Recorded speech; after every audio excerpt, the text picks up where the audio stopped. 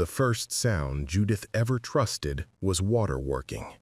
Before the sun lifted its lid off the marsh, she knew the creek by its temper, the way it gargled under pluff grass, shouldered pilings, briefly forgot itself in the millpond, then hurried again through the race to the wheel.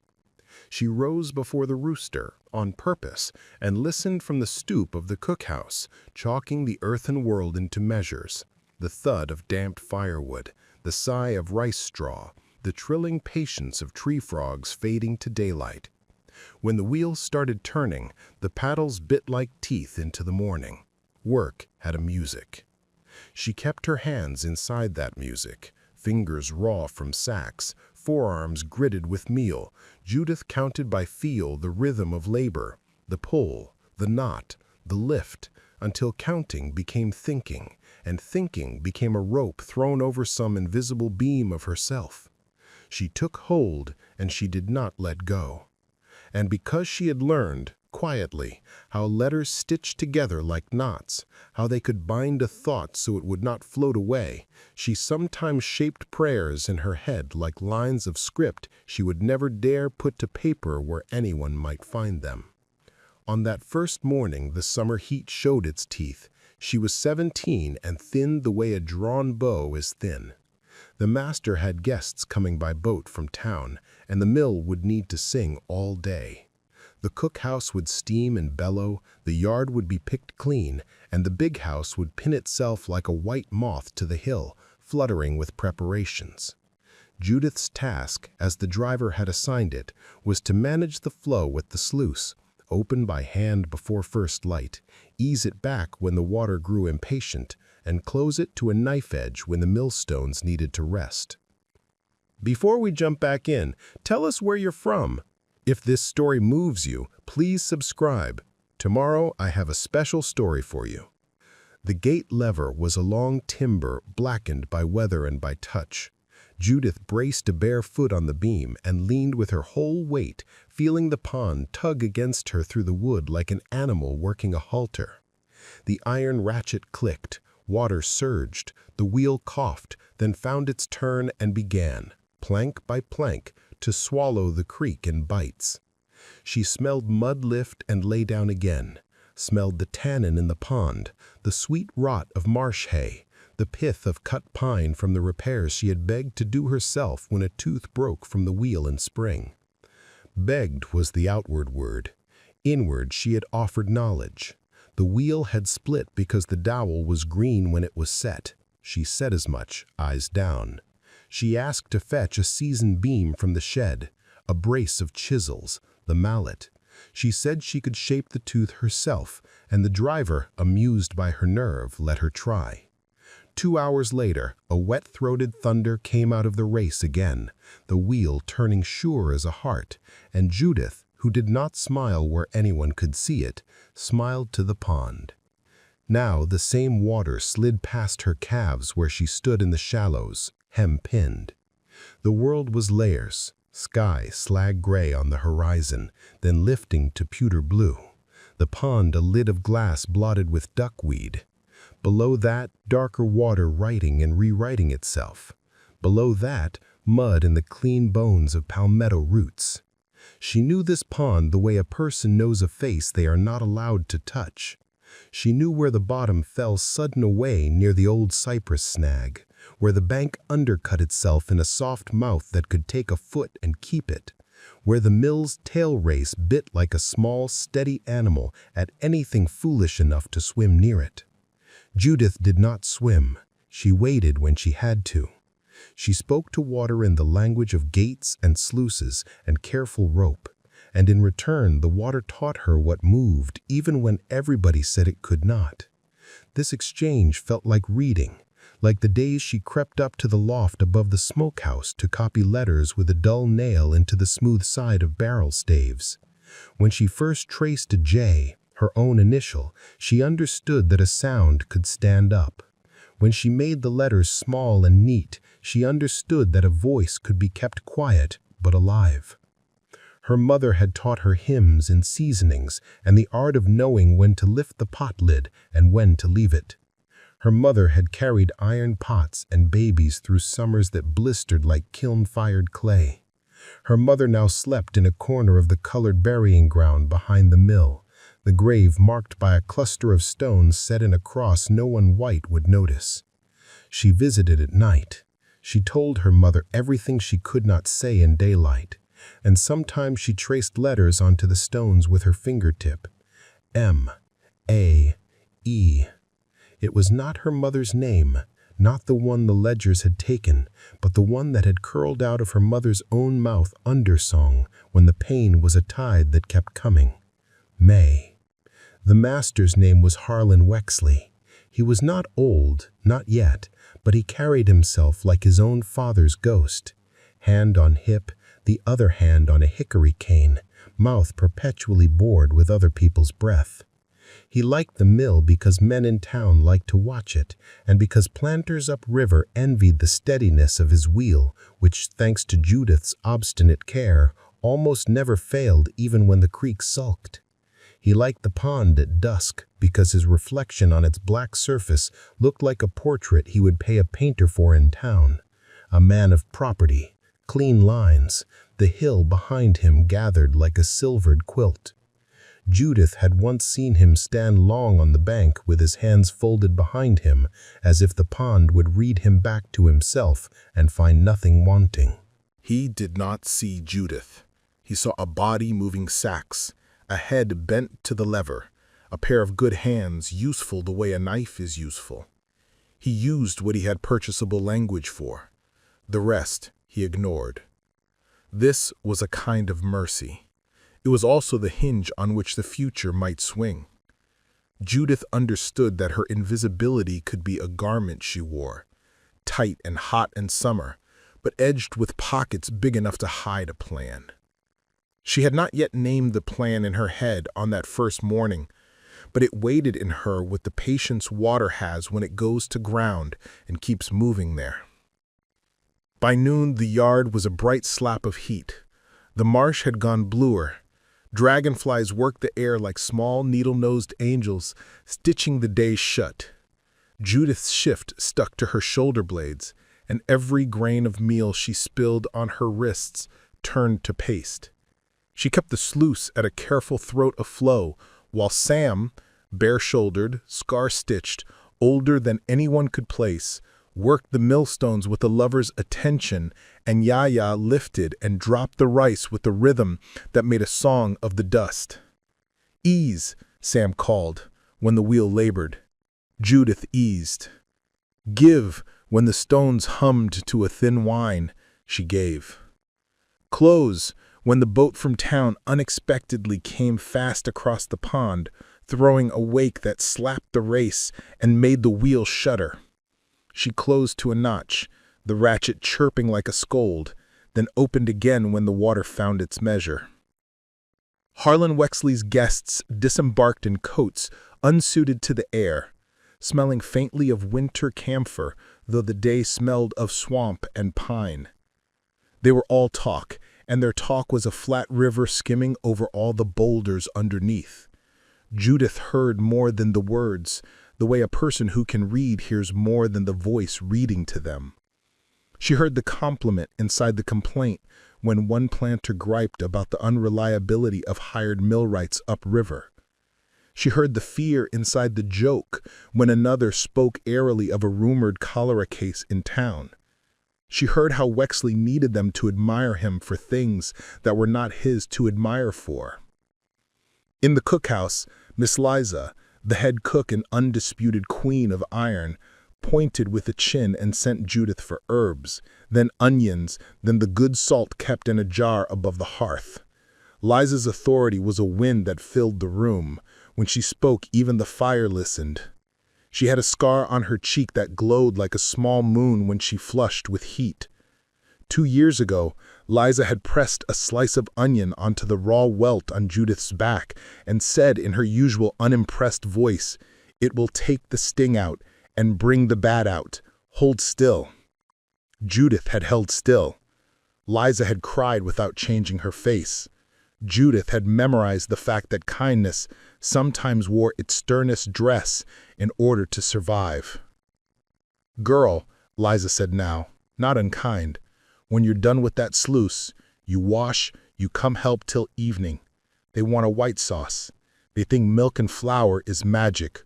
We will give them magic. Yes, ma'am, Judith said, which was the safer word in daylight for the respect she meant. At the table laid out in the shade, Wexley laughed too loudly and gestured too often with the cane.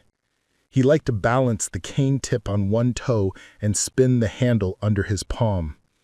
On days when he imagined himself gentle, I saw him do this. On other days, the cane was a line drawn in air that his body simply followed down, quick as lightning, and the person in its way learned to step aside in the future, if there was a future for them to learn in. The day lengthened like an iron bar heated and drawn. The wheel kept time. Judith's mind, always counting, cut the hours into work and lessons. 6 turns of the ratchet, a measure of flour sifted, 2 onions chopped to invisibility in Liza's pan, 10 breaths to walk from sluice to cookhouse, 13 to listen at the door of the smokehouse for Miss Ruth, who taught letters when she could get away from the quarters with a scrap of paper and a bit of charcoal. Ruth's husband shipped timber down the river under the cover of night, sometimes for coin he hid in hollowed-out fence posts. He had told Ruth once, foolish, tender man, that if he could ever pay the right person enough, he would buy a paper that said free and put Ruth's name on it. Ruth had laughed, not unkind. Paper, she said, is a voice they taught to talk. I can give myself that much of a voice without a white man's stamp. She taught Judith the same way Liza taught sauces, with power linted from the everyday, patient as rising dough. Write me the word water, Ruth had whispered 2 nights before, drawing the strokes with her forefinger into Judith's palm. The letters had tingled like electricity, if such a word had been available to them, and Judith, eyes closed, had written into Ruth's hand in return. The word stuck in her now, as cool as the shade under the mill's sill beam. Water. All her plans would have to honor water's nature. It rushed where the world sloped. It wore stones smooth. It remembered every touch. When the guests had eaten and were lazy with praise, they aimed at one another more than at Liza's table. When the yard was a rectangle of sun slowly tipping, when even the herons looked like paper cutouts against the glittering marsh, Judith stepped back to the sluice to slow the world. "Close her," Sam called. "Let her breathe." Judith fit her shoulder to the lever and leaned. The ratchet told the gate to mind itself. The water obeyed in degrees, grudging as any creature asked to stop what it was born for. The wheels slowed, each paddle lifting from the race with a sound like a hand leaving wet skin. Then stillness took the machine, and in that sudden quiet, Judith could hear the pond's edge telling secrets, the murmurs of small lives in grass, the gloop of a frog taking its ridiculous leap. She felt a gaze, not the ordinary swarm of glances that lighted on her the way flies briefly lit on everything, something heavier. She turned. One of Wexley's guests stood half in shadow near the tool shed, a man with a yellow handkerchief jauntily tied at his throat as if the heat were a game he intended to win. He had the look of a town acquaintance, a man comfortable with chairs that had never traveled over rough ground, with streets that did not change their minds twice a day like the creek. He smiled at Judith the way men smiled at meat just before carving. "What's your name, girl?" he asked. Judith looked at the rivet head on the sluice lever instead of at him. "They call me Judith." "They," the man repeated, as if that could be a joke. "Judith." He rolled the name in his mouth and swallowed it like a sip of something he believed was his by right. "How old?" "Old enough to work," she said, which was a truth-permitted speech. He laughed to himself. "Harlan," he called toward the table, "you didn't tell me you had a beauty working your mill." Judith did not change her face. She changed the temperature of herself, the way she had learned to do around fire, 1 degree colder at a time, quietly. She did not step away from the lever and did not step toward the cookhouse. She stayed where her body was useful and where her tools were within reach. Wexley stood, cane in hand. He came down the bank at an angle that said he owned the bend in his knees.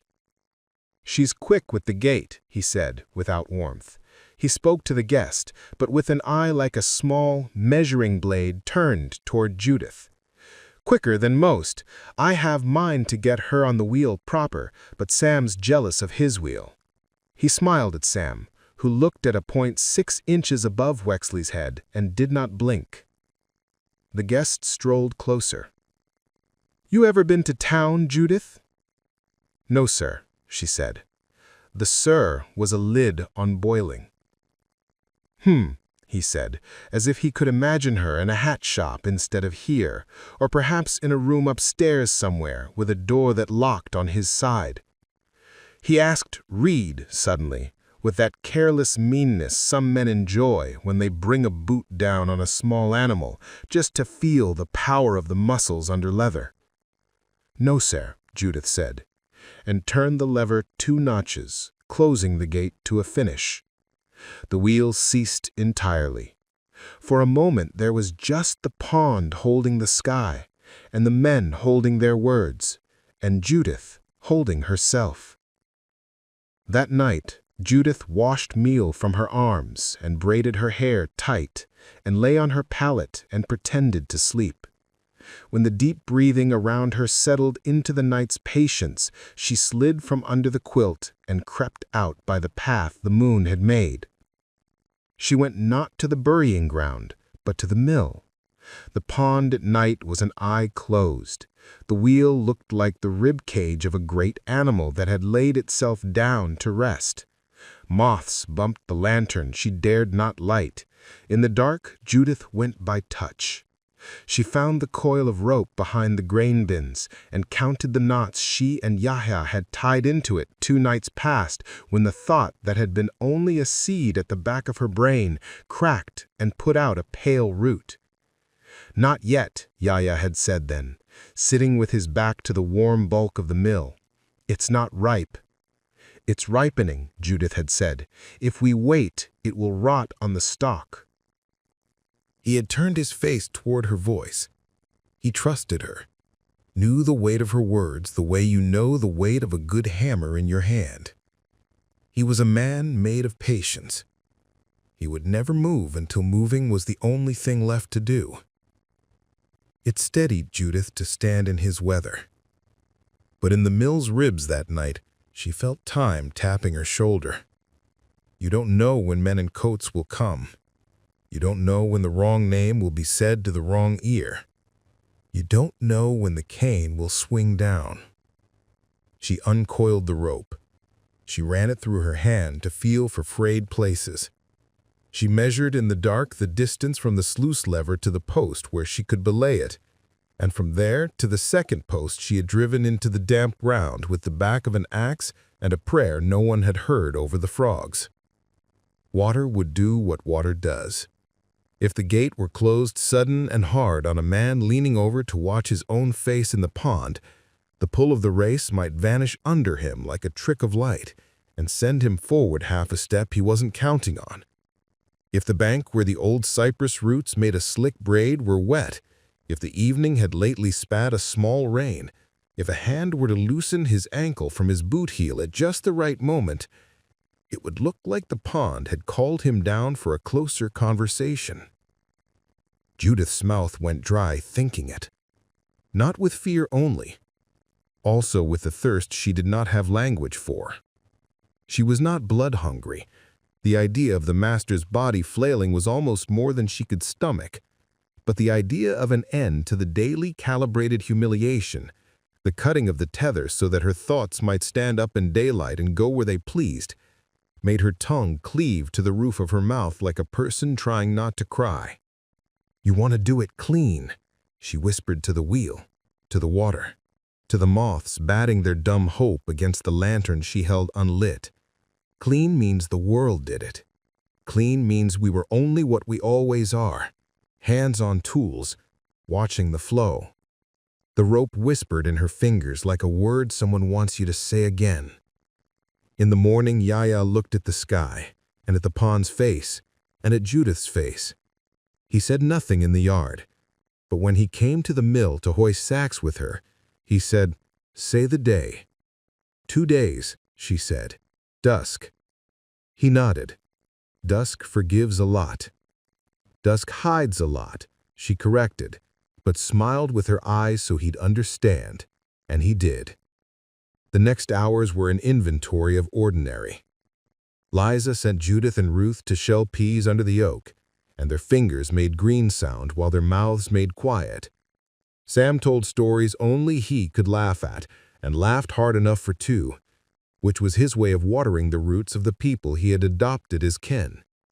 The children carried sticks as if they were rifles, and marched circles around the smokehouse until Liza snapped her dish tile and sent them into shrieks and dispersal. The wheel turned and turned, and the creek gave itself to the paddle, as if it could never do anything differently. Judith read when she could. A scrap of newspaper someone had wrapped bacon in, grease creeping into the letters like a fog. She read around the stains to find words about a war in a country she would never see, about a woman in Boston whose bonnet was described as if it were a relative of hers. Judith found herself both irritated and hungry for those words. It was not the Boston lady she wanted. It was the fact of the sentence being permitted to exist. It was the sensation of something inside her unfurling like paper taken out of a hidden drawer. 2 days passed slowly when a plan is a damp match you keep near your heart. By the second afternoon, the air tasted of iron and thunder. Small clouds had been gathering all day like white cattle. Now they turned gray and skittish and hurried toward one another. Liza sniffed at the door of the cookhouse and said to the sky, "Be decent." The sky considered. Judith walked the pond bank and made small adjustments no one seeing would call anything but tidiness. She cleared the mat of duckweed near the cypress snag with a crooked branch, making a darker oval that read like deeper water to the eye. She scuffed the bank where the undercut made its mouth, then patted the scuff smooth so it looked like the day had done it. She counted her breaths to slow her racing heart and realized the counting had become prayer without her permission. When Wexley's boat returned from town, it had gone in at noon to fetch a bolt of cloth his wife wanted. It returned with the cloth and a bottle of town gossip. The man with the yellow handkerchief was again in the bow, one hand on the gunwale, the other on his hat. He had a way of opening his legs when he stood that made the world look like a thing spread for him. Judith fixed her gaze at a knot in the boathouse pilings and did not look up as the men stepped onto the dock.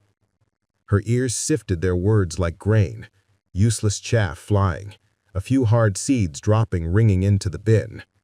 Trial, someone said. Escape, someone else. Conspiracy, a third voice breathed, as if the word itself were a thing he both feared and craved. Liza met Judith's eye across the yard. It was not fear in Liza's face. It was what happens to steel when it is tempered, something bending in an exquisite way toward its purpose. At dusk, the pond turned to polished pewter. The first raindrops were fat and few, each one making a small mouth in the water that opened and closed with a sound like kissing. Frogs tuned their instruments. The air, which had been holding its breath all afternoon, let it out in a soft, relieved exhale that lifted the little hairs at the back of Judith's neck as if someone had breathed there. She stood at the sluice. Yaya stood at the second post, charged with the rope's clean belay.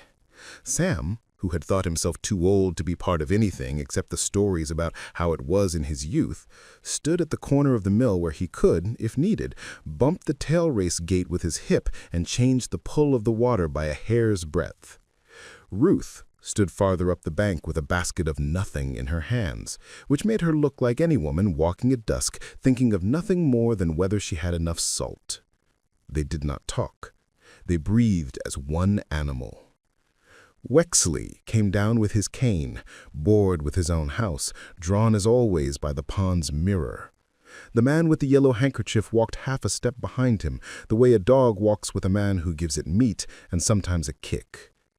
"Wheel ran smooth today," Wexley said to nobody and everybody, which meant himself. "That girl's got a knack." He did not look at Judith when he said "girl," as if saying it were patting her on the head. Judith looked at the lever's grain. The wood had a scar where an old nail had been pulled and the hole whittled closed. She put her thumb there. She could feel through the wood the press of water on the gate like a palm on the other side of a door. "You can see your nose hairs in that pond," the yellow handkerchief man said, joking without laughter, and bent to look as if he had made it so by saying. His boot heel slid half a finger in the scuffed earth, but he caught himself, because he was not yet drunk and his body knew its balance. "Careful," Wexley said, and his voice had the sweetness of a man who loves nothing so much as the idea that he has warned you, so that if you fall, he can be innocent. Judith's heart beat a crooked drum pattern, terrible in its beauty. She looked once at Yaya. His hands were loose on the rope, the way a fisherman's are loose before the net takes the weight of the river. The first true sheet of rain came then, sudden and decent, making the pond's face prickle and go dark. It softened the bank in a single breath. It laced the air between Judith and the men with silver threads that would look like nothing at all to anyone peering later, trying to see what they had not wanted to see. Wexley said, stepping closer to the water as if to put his hat brim between the pond and the sky. "Damn weather." Judith turned the lever one tooth. Yaya took the slack. The race answered the gate's small change with a change of its own, a tug at the wheel, a hush where there had been a mutter. The pond, obedient to plumbing and gravity, shifted its muscle under the surface. Where the undercut was, a mouth opened a little wider. Ruth lifted her basket and pretended to inspect the emptiness inside. Sam blew his nose loudly and said, "Old bones," as if the ache of his knees were the only thunder he cared to name. Wexley bent. His reflection broke into black coins. The yellow handkerchief man reached to clap his shoulder and ended up clapping air. Judith breathed once. She felt Julia, no, she checked herself, felt Judith, her own name, stand up inside her, as if until then she had been crouched to make herself smaller. She put her shoulder to the lever. The ratchet ticked once, twice. The pond moved. The bank gave like bread just pulled. Wexley's foot slid, his cane stabbed and hit nothing. He said the beginning of a word, now, perhaps, or no, and then he was a man in a suit, talking to water with his mouth full. Judith did not watch his face. She watched what she had made. The line of the rope in Yaya's hands, the set of the gate, the slight tremor in the wheel where the race took its new instruction.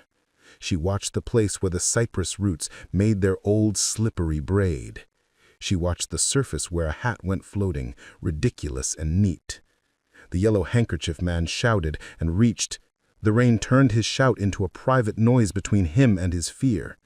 He put his foot where Wexley had put his, because that is how certain kinds of men learn. He did not fall.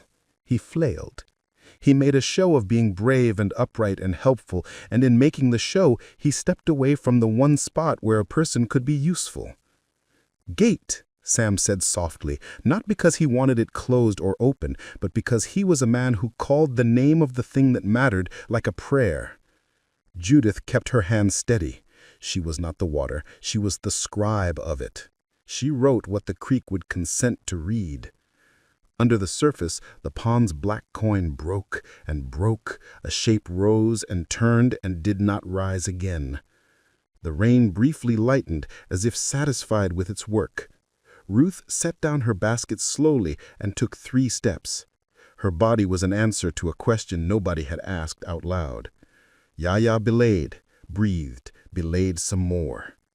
Judith heard, more than she saw, the moment when the struggle ended. It was a thinning of noise. It was the absence of a thrashing her body had been unconsciously braced to feel through the boards and soil. The pond went on, as indifferent as the morning's first swallow of wheel teeth had been to the day's aches and triumphs. The yard, which had been watching the weather, understood without appearing to understand. Liza banged a pot lid and shouted at a boy to fetch more wood. The boy ran with the look of someone running from nothing much at all. A woman at the spring poured water slowly as if her mind were elsewhere, which it was. The world contorted itself into a shape that could survive the next 10 minutes. The Yellow Handkerchief Man made noise enough for a lamentation. He gambled toward the water again, then back, then forward, producing and pocketing a handkerchief that stiffened in the rain like a flag too proud to droop. "Help!" he shouted toward the cookhouse, toward the trees, toward the portion of the sky that perhaps housed a god who preferred gentlemen. He's... He did not say drowned. The word was a door that, if opened, could not be closed. He said instead, gone, which is a child's word and a true one. Judith unhooked the rope with hands that did not shake. She set the gate at a careful angle that would not read as recently touched. She stepped back the way a person steps back from a fence they had been leaning on idly while thinking of something else. Wexley's wife came to the porch in a spray of white fabric and a scream shaped like his name. The scream scudded across the pond and landed nowhere, as such screams do. Men began to move as if motion were prayer. Someone with a pike pole appeared from nowhere, which told Judith the plans other than hers had always existed in this yard. Plans for what to do when the master met the world's teeth. Yaya's face when he looked at Judith held joy like coal held fire. Then he banked it. They were not done. They had only crossed one river. "Judith," Liza called, a normal call, full of useful disrespect. "Your hands! Bring 'em to me!" Judith went to the cookhouse. The heat hit her in the face with its familiar slap. Liza thrust a bowl at her. "Stir," she said, like any other evening at any other dusk. "Stir until it coats the back of the spoon." Outside, the pond altered its story for whomever would listen. Inside, milk obediently thickened. Judith's hands did what they knew. Her mind stood in the doorway between rooms. Before midnight, the yard had a new arrangement. Men with lanterns laid poles across the skiff and dragged a shape to shore and covered it poorly. Someone's prayer fumbled and found itself. The doctor from town came, late and sullen, and pronounced a word out loud that the Yellow Handkerchief Man flinched from as if it would climb into his ears. "Drowned," the doctor said, and signed a paper softly, his pride punctured by the wetness of the night. No one asked Judith what she had seen. She was a pair of hands. She was a shadow near the sluice. She went to her pallet and lay down and stared at a knot in the ceiling until it crawled into her dreams and became the ratchet of the gate. In the morning, the birds continued. The sun put its mouth to the world and drank a little. The wheel was still. The house wore its grief like a costume bought on short notice and ill-fitting. Judith washed at the spring and watched the water go where it always went. She wanted to feel triumph. What she felt was steadier and more frightening, responsibility settling like a wet cloak and then warming to her shoulders as if it belonged there. She had written something. The creek had read it. Now there would be footnotes, consequences with their own small fonts and sharp little daggers of reference to painful places. Ruth sat beside her on the log, holding 2 cups that weren't cups, just the bottoms of broken bottles sanded soft by sand and time. She handed Judith one. "Drink," she said. "You look like somebody who's not thirsty but needs to train her throat to swallow what's next."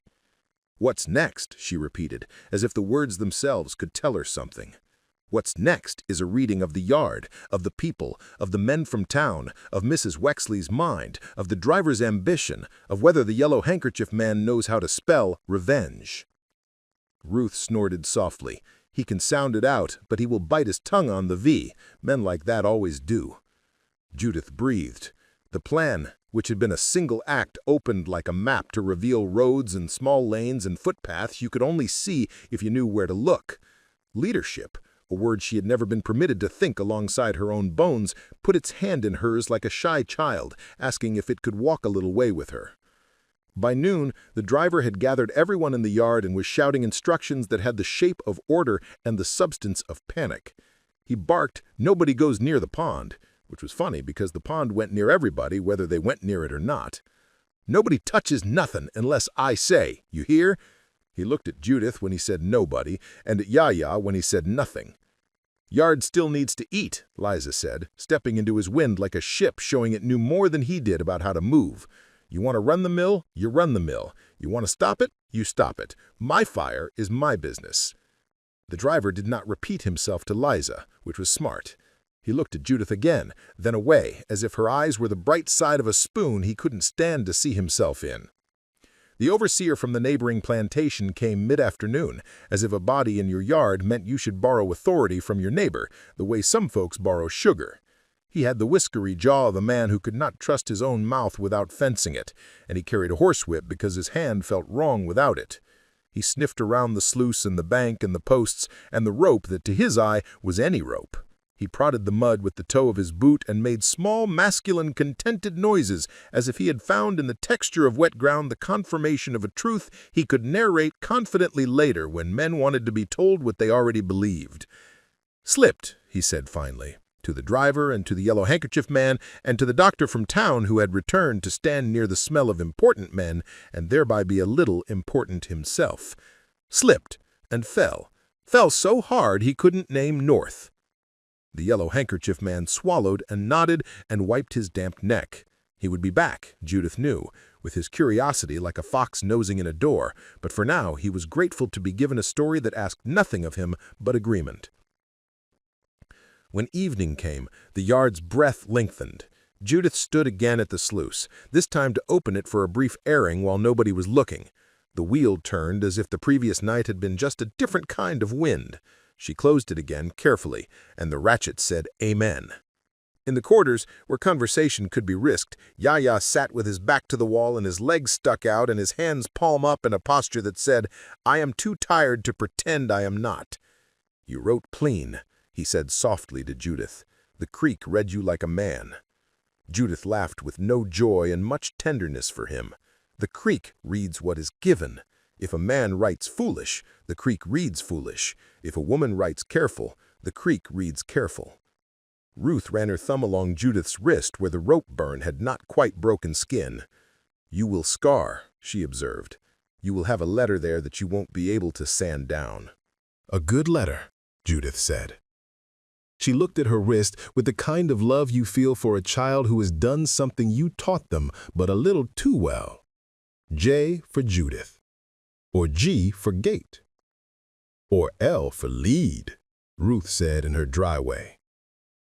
In the days that followed, the plantation changed shape the way a room does when someone moves the table an inch and suddenly the whole house feels cocked. Mrs. Wexley wore her grief like a new dress she was proud to be seen in.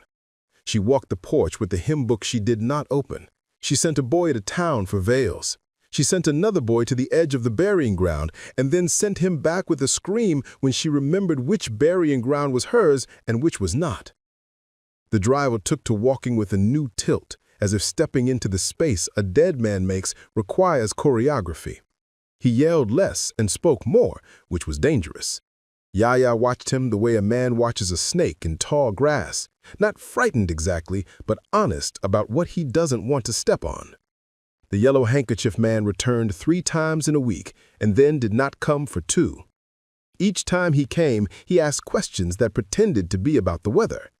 Each time he went, he carried away a story that satisfied him the way cheap liquor satisfies a thirst without nourishing the blood. Judith understood in her bones that he would be back with a different thirst. Meanwhile, the mill required hands. The wheel does not mourn. Flour does not grieve.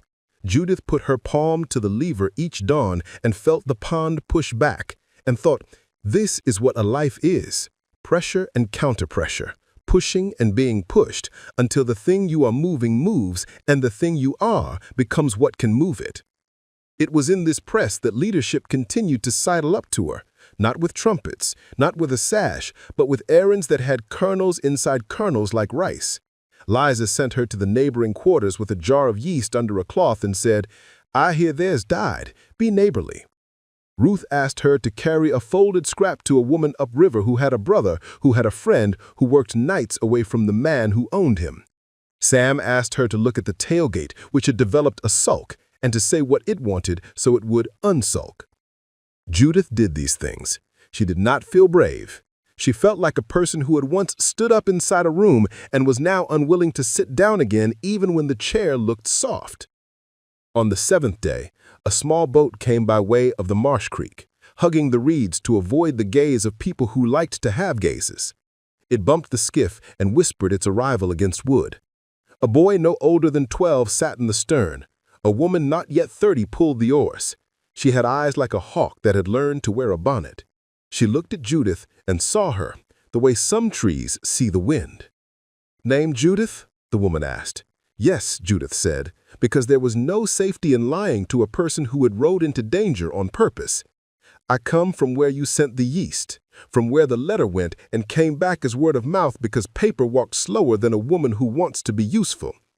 I come to say there is a man upriver who listens after dark to men in white talk about things they should not talk about where water can hear. He says they think your master drowned himself with his vanity. He says they think rain is evidence and mud is scripture. He says they will not look for a writer where they have never believed a book could be." The relief that moved through Judith then was so huge it made room for terror afterward. If they did not suspect, for now, they could be sloppy with caution. Sloppiness would get people dead. Relief is a narcotic. Judith took one small sip and handed the cup back to the day. "What's your name?" she asked the woman. "Cindy. Short for Lucinda if you're feeling formal. Short for Sin if you're mean." Judith smiled with her eyes. "Cindy," she said. "You hungry?" "Always," Cindy said. "But I can eat later. Now I can carry a thing. You got another letter or a tool or a name?" Judith thought of the map unfurling. She thought of leadership, of how it asks you to speak and then to be silent and to know which is which. "Carry this," she said finally, and leaned in close and told Cindy what no paper should hold. That night, the yellow handkerchief man rode up with 2 others and a question on his face that had changed its weight. He had been thirsting, and someone had passed him a different jug. He wanted to drink from Judith now, not because he knew she was well, but because his kind of thirst turns everything into a cup. "Girl," he said without greeting, and let his horse dance a little as if his wrists had their own conversation with reins. "Where were you on the night Mr. Wexley fell in?" The yard paused the way a sentence does when the writer considers a comma. "I wiped my hands on my apron and lifted my eyes to the level of his chin. I saw rain," she said, which was a poem and a fact. "You see him?" "I saw rain," she said, which was a poem and a fact. "You see anybody near him?"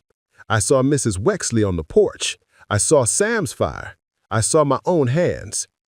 The man leaned forward another inch, and the horse leaned away from the smell of him. "You didn't see a struggle?" Judith tilted her head, as if reading a word she almost knew. "I saw rain," she repeated, and the men behind him shifted because they too had seen rain. It had made their hats heavy and their tempers slight. It had taken their tracks and taught them humility. The man smiled then, the smile of a person who believes he has found a wall where there is a door. "Mind yourself," he said, as if his mind was his to instruct. "We'll be around." He turned the horse too sharply and clucked too hard, and the animal lifted its feet with irritation like a lady raising her skirts. When they were gone, Ruth stood so close to Judith that their sleeves whispered. "You are writing again," she said. "Every word is a letter a man doesn't know is a letter." Judith stared at the pond, which reflected sky and morning and hunger and the possibility of a world with room for her name written by her own hand in daylight. The wheel was still for the night. The frogs were loud enough to be brave for everyone. In her palate later, sleep did not come like a friend. It came like a debt collector, counting the things it could take if you did not pay attention. Judith lay with her eyes open and saw the map again, and saw at the far edge of it a shape without a name. It had the outline of a boat, and the outline of a whip, and the outline of a paper with a stamp on it, and, strangest of all, the outline of a kitchen table where a woman wrote with the door open. She did not know which shape she would arrive at. She knew only that tomorrow would require a different kind of standing up. Dawn came with a rumor. Men from town were coming with questions shaped like knives. Liza fixed coffee strong enough to make a dead man sit up and apologize. Yaya oiled the hinges on the back door without being asked. Sam tucked a small hammer into his waistband like a talisman he would not use. Ruth braided her hair in a crown that said, "If you try to shame me, I will hand you your shame in a dish." Judith washed, dressed, and went to the sluice. She put her hand on the lever, not to move it, but to greet it. Wood held her hand the way a friend does, without asking for a show. The boat that came was larger than the others, shallow-bottomed, carrying 3 men in coats too heavy for the hour. They wore badges like small suns that had mistaken themselves for stars. The yellow handkerchief man sat in the bow, smaller now that he had friends whose names matched their hats. He pointed with his chin, which is a way of pointing that keeps a man's hands clean. The men stepped onto the dock with the care of people who do not live where wood rots if you don't love it daily. They spoke to the driver as if they and he were members of a club that met where money met guns. Then they separated like dogs around a chicken yard. One came to the sluice. He was red-haired under his hat, and his eyes had learned to squint at things they did not intend to see. He produced a small notebook and a pencil. Judith tried not to love the pencil. It was sharp. It was, itself, a kind of lever. "Name," he said.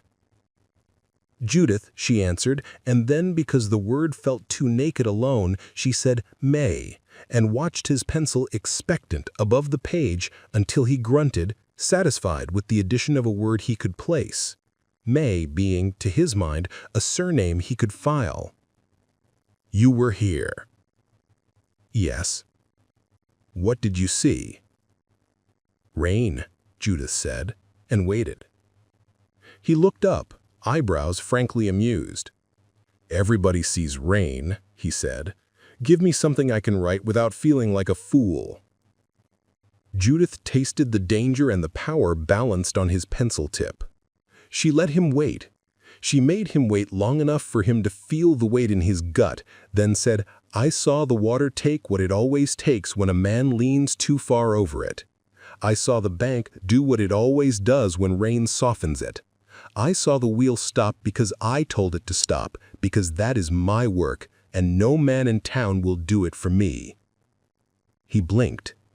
He wrote something that did not capture what she had said, but filled a line on his paper. "You tell the wheel what to do," he said, with a skepticism that had in it, to his own surprise, a chip of respect. He looked at her hands. He had been a boy once who loved tools. He had been taught to put that love away. He had not quite succeeded. "Yes," Judith said simply. He grunted again, this time like a man learning a new fact about a piece of equipment he had taken for granted. "You've got a knack," he said, echoed from Wexley's mouth but turned sideways, the difference between sneer and recognition measured in the angle of a phrase. The interview wandered and then folded itself neatly. The man made notes he would later present as observations. The yellow handkerchief man smirked at the margin of everything. The driver nodded like a man nodding for his supper. When they were done, they left the way they had come, water doing the labor of their leaving. "Judith," Ruth said that evening, "will you read?" She held out a scrap wrapped in cloth. It was damp with care. She unwrapped it and saw in a handwriting she now recognized as Cindy's 4 words, "Hush now, build ladder." Judith laughed out loud and the sound startled her into tenderness for her own throat. "A ladder," she said. "Of what?" "Rope," Ruth said without hesitation. "Words, courage, bread, people." "Of people," Judith repeated, and the map showed her a path she had not noticed because she had been watching the water too close. a path that ran not around the pond, but around the house and out through the pine woods and past the places where men counted things and stamped papers, all the way to a horizon she had been tricked into thinking was a wall. It would take nights of planning and days of pretending. It would take letters no one would write because the letters would be in hands and in the slant of shoulders and in the timing of a pot lid. It would take saying yes to fear and no to the comfort of being only a pair of hands. "Tomorrow," Judith said. "Tomorrow," Ruth agreed, as if the word were a prayer you say at precisely the right temperature so it does not shatter. Judith slept then, not like a person without worry, but like a person who has chosen a road and is walking it whether or not the road intends to be kind. She woke into a morning with air like new tin. The wheel turned and turned, obedient as always. The creek laughed in its throat. Judith put her palm to the lever and felt the pond's familiar pushback, and she thought, "Today, I will ask the wheel to do something it has never done, and I will ask people to do what they have always wanted to do." She turned. Liza stood in the cookhouse door wiping her hands.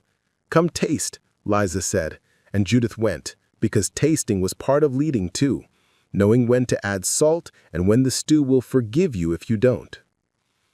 They ate standing up, spoons clicking against tin in a rhythm that said, "We are alive." Judith told Yaya, quietly, what Cindy had asked and what Ruth had answered. Yaya nodded, rolled his shoulders, and said, "Ladders need stiles." He meant strength. He meant posts you can trust not to split when weight is on them. Sam is a stile. Liza is one. Ruth is one. You are one. She stopped, not out of false modesty, but out of the newness of saying "I" in a sentence like that. "You are one," Yaya said, saving her the trouble of pretending he didn't know. Before noon, Judith had moved 3 sacks of meal no one had asked her to move, and spoken 8 sentences that sounded like ordinary speech but were in fact lines in a poem only certain ears could hear. She had placed a hammer under the lip of the second stair at the back of the big house and tucked a small loaf under the roots of the oak at the bend in the path. She had drawn, with water from the spring, the faintest J on the kitchen door. Nothing a white eye would register, everything a frightened woman could touch with her fingertips and feel steadied by. At dusk, the hour when water forgives and hides, the hour when the pond turns to a careful mirror again, Judith walked to the sluice with a coil of rope she did not need for the gate. Yaya walked beside her, whistling a nothing tune. Ruth came behind with a basket full this time. Bread, 2 onions, a small wrapped triangle of salt, a folded scrap with shapes on it written in water so that they would show only to hands that needed them. From the porch, Mrs. Wexley watched the yard like a person looking into a drawer she keeps meaning to organize. Her veil hung off the back of her hat like a tire without its wheel. The driver stood at the bottom of the steps trying to grow into a new kind of hat entirely. The yellow handkerchief man was nowhere, which did not comfort Judith. Men like that were sometimes most dangerous when they were not in the yard. "Ready?" Ruth asked without moving her lips. "Ready," Judith said, and meant the lever and the ladder and the letter that was her name and the pond and the sky and the hour and the road. She pulled, and the rain that had not decided whether to fall sharpened its mind. This story took us a long time. If you like it, subscribe. Now, back to the story. And fell, not the timid patter of a child asking permission, but a sure-bellied downpour that stitched the pond and yard and roof into one damp cloth. Judith's hand, already firm on the lever, did not flinch. The gate listened. The race obeyed. The wheel leaned into the night's new weight with a low, contented groan, as if the world itself were a mill that had finally found the measure of its grain. Liza's lamp in the cookhouse drew a brief halo, then went humble behind the rain's veil. Yaya's whistle, as faint as thread, unspooled and cut off. Ruth's basket shifted from one hip to the other, the language of readiness in a woman whose wrists could have been mistaken for slender had someone not watched those same wrists lift a pot no man had ever volunteered to carry. "Now," Judith said, which meant not noise, but motion. Not panic, but choreography. She was not giving an order, she was reading aloud what the air and water had already written. Dusk, rain, wheel, pond, backs turned, eyes narrowed, a thin line of path through the pine where the night consented to be split in two. The latter was not wood, it was people. First rung, Sam stepped into the doorway of the mill and coughed his rattle of a cough, the one that had taught boys to scatter and men to pretend they had been planning to move anyway. He slipped the tailgate a hair with his hip so the race's song deepened. The new note was a cover. If anyone looked toward the water, they would see only the water more than itself. Second rung. Ruth went to the big house's back steps with a basket that suddenly needed returning. She left the small hammer under the second stair and the folded scrap in the crack of the banister, shapes written in water that hands needing them would feel before eyes would see. Third rung. Yahya, with the rope around his chest like a sash and his hat pulled low, drifted past the quarter's edge and touched 3 doors in passing. Light touches that made no sound and woke precisely the people who woke easy and stayed sleeping the mouths that talk when they shouldn't. Fourth rung. Liza lifted her pot lid and let the smell of onions and fat and pepper speak a short sermon. It told the yard that supper would keep. It told the driver's belly to mind itself. It told the children to put their noses in bowls and their questions aside. Judith stood at the sluice and watched the rain thicken. The pond, obedient to gravity, offered itself to the opening she had measured with the muscle memory of a body that had learned long ago how to ask and how not to beg. She could feel through the lever the press of the water as a living palm, no malice, no mercy, only that ancient intention water has, to go on. She turned to the path. The first 3 women came wordless. The first had a baby tied so close to her chest that the rain had to argue with her bones to find it. The second had a bundle that was not clothes, but bread and a small tin of lard and a flint wrapped in a rag that had once been a man's shirt. The third had nothing visible and everything necessary. Eyes that had memorized the shape of the yard in darkness, the patience to stand still while fear skittered past her ankles like frogs.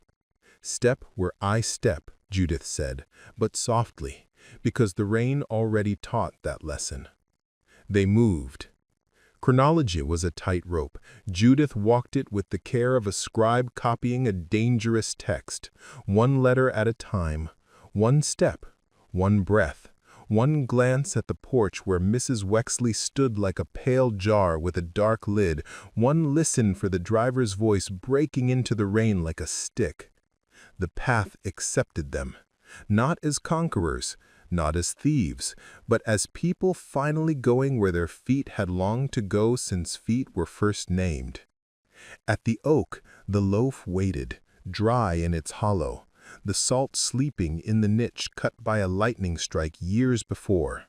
Ruth's water-written map glimmered when Judith pressed it flat against her chest. The rain coaxed the invisible into the faint lines only fingers could feel. Left at the split pine, right where the ground goes spongy, keep the marsh on your breath but not in your shoes. Behind them, the yard practiced being a yard under a widow's eye. Liza scolded a boy for his posture. Sam banged something heavy against something heavier and swore inventively about it. The driver walked in a circle that looked like doing work to men who measured work the way children measure storms, by what can be pointed at. The first bend brought them to the low fence that pretended to own the line between rice and pine. Judith put her hand on the top rail and found there, under the slick of rain, Cinny's sign, 2 tiny notches, a little crooked from haste. She wanted to cry for love of a woman she had known only 1 hour, and for whom in another world she would have baked a cake and told the honest story of her day. "Over," she whispered. They went over. The baby did not cry. The baby was a miracle made of fat and will. Its mother had taught it silence with milk and the steady thump of her heart long before tonight. By the time they reached the black gum whose roots looked like knuckles punching up from the dark, 6 became 10. Yaya took the rear because ladders need a hand at the bottom. Ruth drifted among the rungs like a woman crossing a room to fetch a forgotten spoon, there and back, the way only a person can move who has been underestimated into invisibility and trained that invisibility into tool.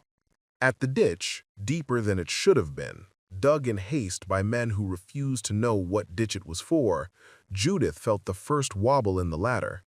A boy of 9, eyes too large in his head, saw the black trickle and made a sound no louder than the word rain spoken into a pillow. His grandmother squeezed his shoulder once. It was enough. They stepped the far bank, and the mud sighed yes. The pine woods took them then, swallowing their shapes the way water takes moonlight and stirs it into something else. The world in there smelled like sap and iron and the sour of old duff waking under wet. The rain softened to a hiss. The frogs ceded the hymn to crickets.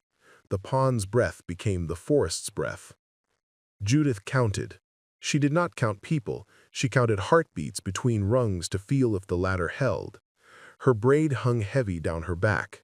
The rope burn on her wrist, which had stung last night like the letter J cut into green bark, warmed and went quiet, as if the skin itself understood it was a word you do not shout in the woods. At a hollow where a tree had fallen long ago and left its ghost in the ferns, they paused because pausing is not the enemy of flight. Foolishness is. Ruth knelt and opened her basket and produced the small triangle of salt like a trick. She touched it to each tongue in turn, a communion that tasted like oceans far away and like the truth that living things need a pinch of what will one day preserve them when they're gone. "Listen," Yaya said. They listened. The path behind them said nothing but rain. The path ahead said a small, stubbled sound, the burr of oarlocks. Judith closed her eyes, and the map in her head lifted and turned so that the river, until now a rumor in the lungs, resolved itself into a shape her hands believed in. "Cinny," Judith whispered to the ferns. A minute later, the marsh grass opened its pinned mouth and the creek's black tongue slid through. Cinny's skiff kissed mud and stayed kissing. The boy in the stern had grown an inch since yesterday in the way children do when asked to carry a thing fear would prefer to carry for them. He did not look at faces. He counted them the way one counts logs thrown into a raft, purely to know when the raft will float. "1 load. Then I go back for more. Tide's got opinions tonight." Her eyes moved over Judith's face and paused at the wrist. "You good?" "I'm good," Judith said. It was not a lie. Good like water took the shape of its container. They loaded 3 and 3 and 2. Mothers first, not because they were women, but because they carried whole worlds that could not be replaced. Cinny's oars found the quiet water. The skiff dissolved into the marsh. The boy's silhouette became a sentence with no words and enormous meaning. The night closed its mouth again. Judith breathed. The next rung waited in the tall grass like a note in a song you had to hit or the song would falter. She turned, counted heads, met eyes. She saw in those eyes not worship, not the error of pretending she was what she was not, but a steady belief she could not betray without tearing the weave she herself had begun. "Next," she said. Behind them, the yard practiced sorrow. The house learned widowhood's choreography. Chairs moved into new positions, curtains adjusted to flatter grief, a visiting minister summoned to bless what could not be blessed and to avoid naming what could. The yellow handkerchief man slept badly and dreamed of muddy hands pulling at his boots, which was unfair of his own mind, because the only hands that had touched him in earnest had always been paid to do so. The driver dreamed of hats. The doctor dreamed of his signature leaking into rain and smearing his importance into an ugly gray. The second load went smooth until it did not. A lantern flared where no lantern should, downriver, at the bend where the magnolia grew a crown too heavy for itself.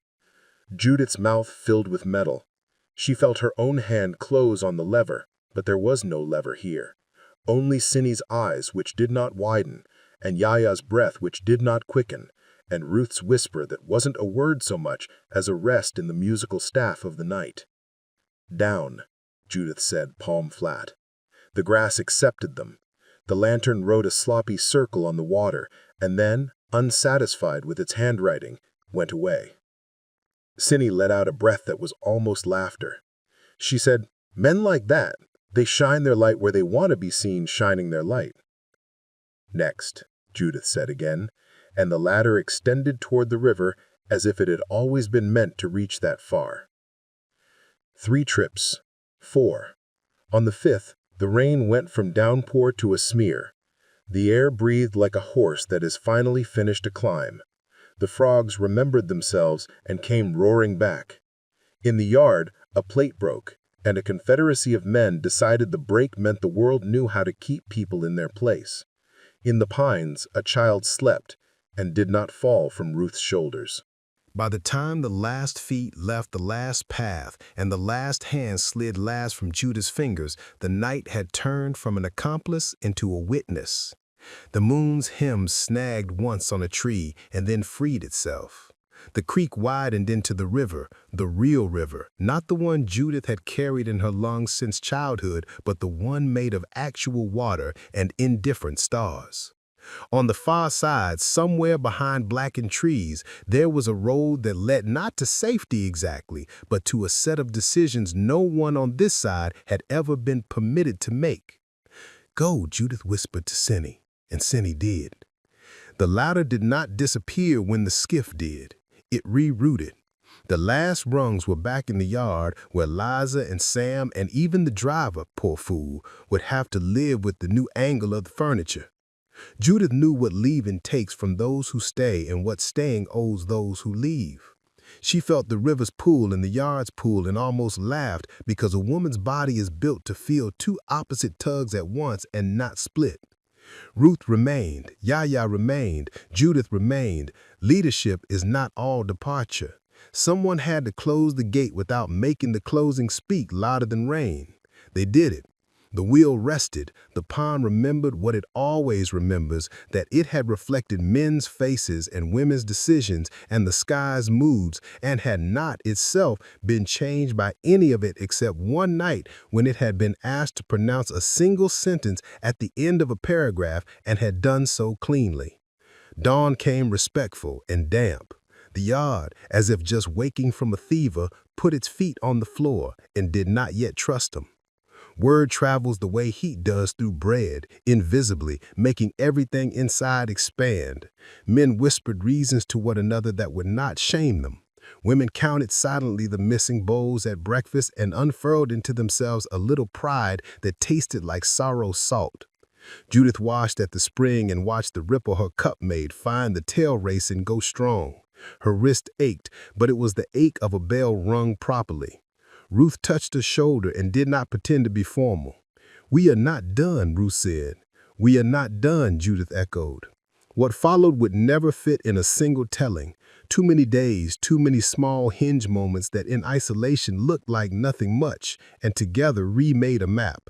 The driver, finding himself a man between orders and order, tried on voices until one fit, a softer voice than anyone expected. The widow found the grief could be an empire. She ran its ledger with zeal and, to her own surprise, with occasional stabs of humanity which she hid like opium under lace. The yellow handkerchief man returned with men who had guns and men who had words and men who had both, and they asked questions with teeth and wrote answers without ears. Judith learned a new skill, to say the same sentence in 3 ways so that 3 different men would hear 3 different truths, each sufficient to send them home to supper believing themselves full. She learned another, how to ask the wheel to sing louder on nights when whispering had to travel safer than feet. She learned a third, to watch for those who wanted to be helpful because they wanted to be seen being helpful, and to steer their energy into tasks that would keep them busy and far from any actual work. Cindy ferried more than people. She ferried edges of news. Upriver, a woman had learned to write the letter S so well in pie crust that a sheriff ate a message and did not know it. Downriver, a man had hidden 3 children in sacks of oyster shells and taught them to be stoned for an hour. In town, a preacher had said the word justice and then coughed until his deacons guided him off the pulpit into a prayer in which the word did not occur. Judith made the mill her post. It was where she could see the yard as a page and read it. Who moved toward whom? Which shadows hung too long by which wall? Which combinations of faces meant danger like vinegar poured into milk?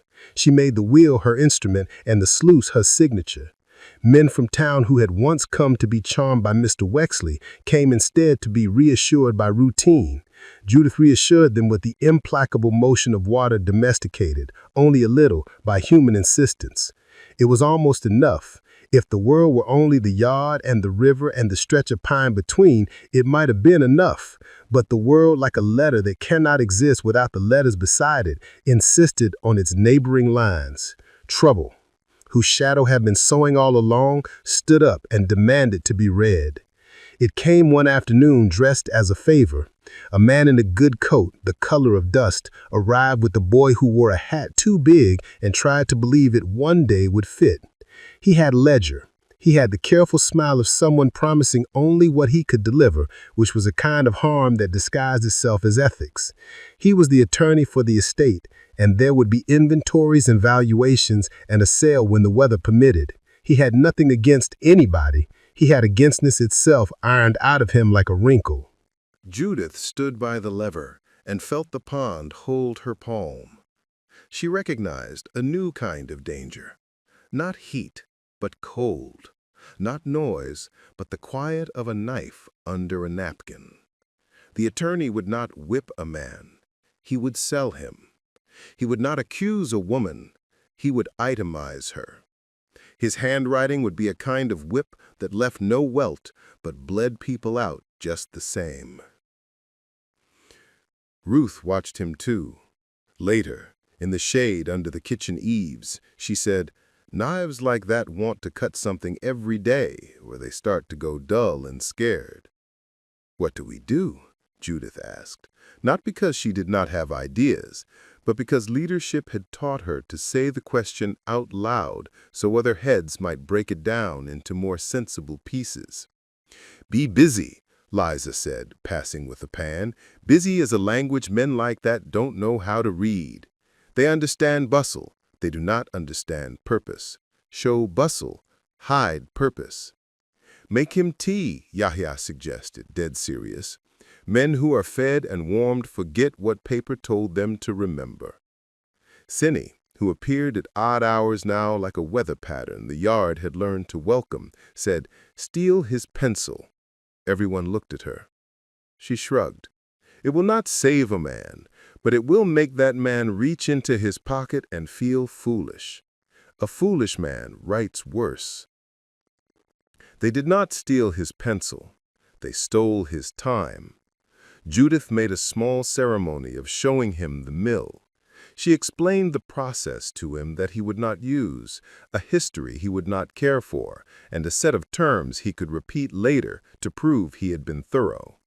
She used long sentences to slow his short ones. She told the truth and folded other truths into it like egg whites, invisible but structural. Meanwhile, Ruth counted. Liza packed. Yaya arranged an accident, a cartwheel off its pin that required 4 men to lean their backs and say the word heave in a way that would later make them feel they had done something grand. Sam invented a memory of Mr. Wexley that took 20 minutes to tell and made the attorney respect a man he would have otherwise filed under nuisance. By dusk, 3 families had gone by the pine path. The attorney, scratching at his neck where the humidity had settled its hand, declared himself satisfied for now. He left a list with the driver. The list did not include all the names it should have. It included some names twice, as if he could appease fate with abundance. Judith did not tear it up. She learned it. She wrote it on the underside of her skull and then added the names the attorney did not know how to see. The sale came all the same. A month of rain, a fortnight of sun, a week of rumors, then the day pasted to the yard as crudely as any notice nailed to a post. A ring of men in hats, a row of women pretending to be plates on a sideboard, a child counted like spoons. Not today, Judith told her body. You do not break today. She did not break. She bent, gorgeous and exact, around the work the day demanded, loosening, as if by accident, the strap on a mule so it bolted at the right moment, throwing the ring into laughter and then irritation and then disarray.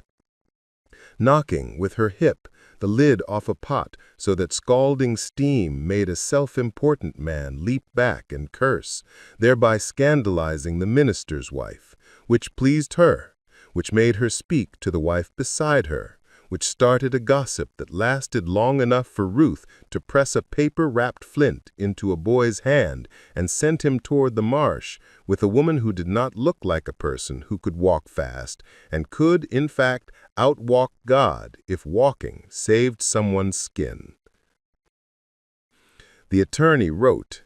His pencil did not break, his ledger did not smudge, but he miscounted. Not numbers, faces. He miscounted as a man does who has learned that people are columns. He learned something else by supper, that columns can topple without warning when a woman standing by a wheel leans on a lever he had not known existed in that accounting of his. By twilight, the yard looked like victory and like defeat to different eyes. A man with money thought himself enriched. A woman who had lost a cousin stood still and held herself together with the fine thread of breath. Cinny, somewhere a bend away, counted another set of heads into a church cellar and fed them a stew that tasted like charity, which is to say, like hunger that has been noticed. Judith carried home the weight of people not yet uncounted. Her wrists ached again, and now not with triumph. She lay on her pallet and allowed for the space of 10 breaths sorrow to enter with its cold feet. She let it sit. She said to it, "You are welcome at my table for a short meal, and then you have to leave because I have work." Work returned in the form of a letter without paper. A woman from upriver slipped into the yard on a Monday with laundry rolled tight into a basket that did not require so much hugging. She touched Judith's elbow at the pump. "They are searching the creeks tonight," she said. "Not just looking, searching." The map in Judith's head shivered and resettled. Rivers have moods. Men have patterns. When patterns shift, the person at the lever must choose, keep the gate as it is and hope the old equation holds, or change it fast enough that the water itself believes the new order is the old one and does not buck. "We go wide," Judith said to Cinny, when the sky cleared enough to have a private talk with stars.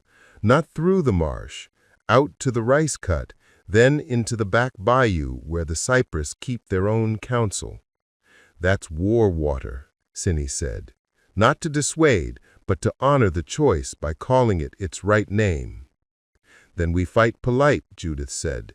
"We ask, we listen, we do not force." The first night they tried it, the bayou behaved like a proud old man with a new ache, grumbling, testing, then watching with narrowed eyes as the skiff threaded the angled knees of trees older than sadness. The child in the bow, no longer a boy in Judith's mind, but a person with a job, did not breathe for lengths of time that would have frightened an onlooker. Ruth sang under her breath, not a hymn exactly, but the up-and-down moan of a wheel that has learned a new song and will play it until every tooth knows the melody. Halfway through, a lantern bloomed on the main river, scratchy and sudden. Men's voices, weary with the effort of feeling important, came and went. The bayou shrugged its mossy shoulders and hid the skiff in its hair. Cinny did not move for 7 minutes. Judith counted and did not go mad, because counting was now as natural as breath and as sturdy as oak. They made it. A church with no name opened its door behind a screen of cane. Inside, the benches smelled like scrubbed pine and old knees. A woman put a cup into Judith's hand and then took it back and filled it properly because she saw what was in Judith's eyes and knew the size of the thirst. When they returned before dawn, the river glittered with the false peace of danger at rest. The yard woke to a day that would soon be described by someone in town as ordinary. Judith learned to put her face into the shape of that word and to carry on her back the exquisite unordinariness of a life remade in inches. Seasons turned. The mill swallowed harvests and spit out winter. The widow wore new black with old grace. The attorney's ledger fattened like a pig and then went lean, because the numbers would not settle, and because a woman with a wheel kept rearranging the arithmetic. There came, finally, a morning with air like tin again, the same taste as the morning when Judith had first said the word ladder. She did not call it omen, she called it weather. But her hands tingled, and the scar on her wrist itched, and when she looked at the pond she saw in it not a mirror, but a page about to be turned. News arrived on that page in the shape of boots. Soldiers, not many, not splendid. Men with dust in the seams of their coats and eyes that had learned to distrust orders that did not come with bread. The war, which had been happening mostly somewhere else, unfolded its map in their shadow right here. They asked for water. They asked for the wheel to stop so they could hear each other. They asked whether there had been trouble and laughed shortly when the answer was no, as if they regretted the lack of a story to write home. One of them looked at Judith the way the red-haired man had, as if she were a piece of equipment someone had forgot to list. "You run this?" he said, without sneer. "I run this," Judith said. He nodded. He did not say anything fine. He adjusted his belt and swallowed, and looked at the pond as if it might offer him back some portion of his old life. It did not. Ponds are not generous that way. He moved on. War peeled time like bark. Some days were sap-sticky and slow. Others went up with a roar and left a char. Through it, the yard learned a strange new equilibrium. Increased danger, increased audacity. The attorney's visits became rarer. The widow became poorer, and in her poverty kinder in ways she would never have predicted and would never name. The yellow handkerchief man went off to make himself useful somewhere else, where usefulness looked more like cruelty and came with medals. Judith's name began to move, not on paper, but in mouths that knew how to hold a word and not drop it. Judith of the Mills, some said, because they needed a surname and liked the way it felt in the mouth. Judith of Water, Ruth said, in a laugh that did not mock. Leadership changed flavor. At first it had been the high of a plan executed clean, the sweetness of a gate obeying, of a rope tight at the exact right second. Then it had been the salt of consequence and the grind of grief into grit. Now it was bread, daily, plain, necessary, risen when there was time, flat when there wasn't, torn with hands, shared, without counting who took more. And then, as simply as a wheel turns because a hand placed itself on a lever, came the reckoning that does not announce itself as such. A boy in a blue coat who had once been a child at a river people had been forbidden to name, came with a paper. Not a ledger, not an inventory, not a sale. A proclamation. Words written by men who had argued and prayed and compromised and bled. Words that rode into yards on boots and were laughed at and were believed and were torn and were stitched back together and were finally allowed to sit on someone's table while a woman cooked. The widow read it. She read it twice because she could not make the words cut the way she had been told they would cut. The driver read it with his lips moving and then with his lips still. The attorney was not there to read it into a shape that would benefit him. Ruth held it. She did not kiss it. She was not a woman to kiss paper. She folded it, not reverent, not careless. She put it under the edge of a plate and set a spoon on top of the plate and looked at Judith, and then at the door, and then at the wheel, and then at the path, and then at the pond. "What does it mean?" a boy asked in a voice that had changed since last summer but had not yet found its bottom. "It means that some men said a thing out loud that God wrote a long time ago. It means some men will pretend they did not say it. It means work. It means," Ruth added, "that the lever has moved." Judith stood and felt the pond under her hand as if across a distance. Her body ran through a catalogue of anticipations and found itself oddly still at the end of it. It means we keep reading and writing, but now we can sign our names if we wish. She did. Not that day. There was too much bustle to hide and too much purpose to show. But the day after, in the mill on a scrap of paper that once wrapped a hunk of salt pork, she wrote Judith in a careful line. Then she wrote M.A. Because a woman gets to choose how she is known when the choice is suddenly hers, and sometimes the words your mother sang are the ones you want the world to use when it says you. It was not triumph that lifted her hand at the end of the second line. It was exactly what had lifted it on the night a man leaned too far over a pond and found he had pushed his luck into water. Responsibility. The kind that wakens you early for love of the wheel and sends you to bed late for fear of the ledger, and that, finally, asks you to go to the church with no name and sit at a table where children whose feet now touched the floor ate stew without first looking to see who else would be allowed a bowl. Years. Countable now, not merely survivable. Washed the yard clean and dirty it again. The mill turned. The pond remembered. The pine woods grew and shed. The church changed its roof. Cindy's hair went gray in streaks that struck her as becoming. Yahya's patience turned into a garden that gave fat beans and forgiveness. Ruth taught a class in a room behind the kitchen where the widow, pray for her, pretended not to know what the woman she paid for laundry and soups did with a dozen children in the hour before supper. Liza sat sometimes, finally, and put her feet up, and told a story with her eyes closed and her hands still. Judith of Savannah, people said, when they needed to place her on a map.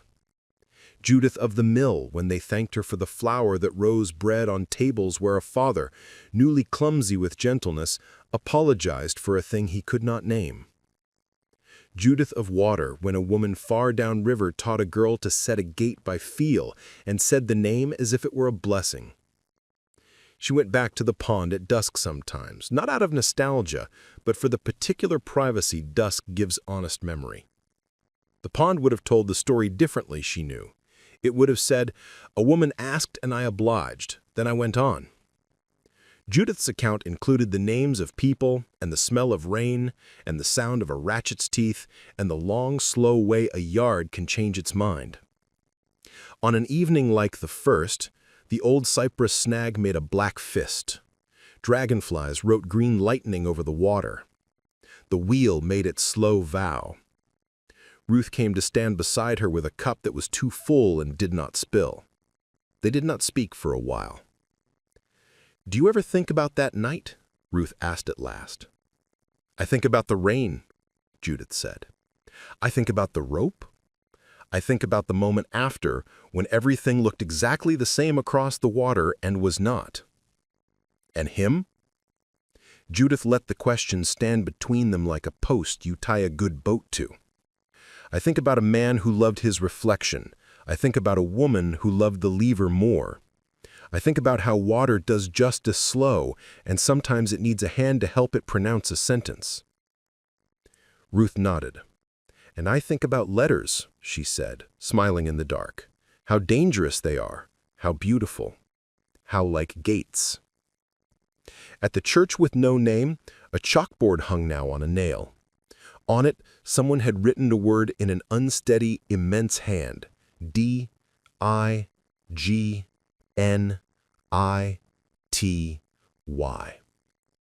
Underneath, small practice letters corrected the spacing but did not erase the first attempt. Judith ran her finger across the board and left a fresh squeak, an announcement of presence as humble and as exact as any signature. She kept the mill. She taught others its grammar and stepped back so that shorter hands could reach without climbing.